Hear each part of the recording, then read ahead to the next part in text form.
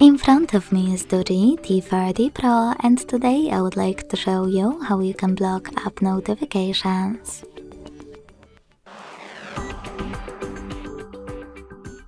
Begin by opening Settings and then selecting Notifications.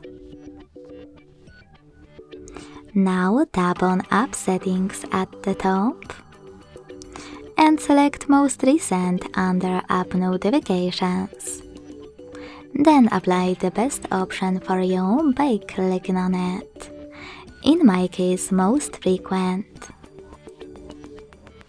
Now, by tapping on blue switcher next to any of those apps, you can block all notifications from them. To switch them back on, click on the same, now gray switchers.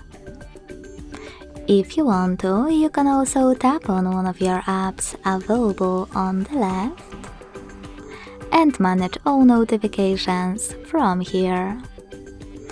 Thanks so much for watching. If you enjoyed this video, don't forget to leave a like, comment and subscribe.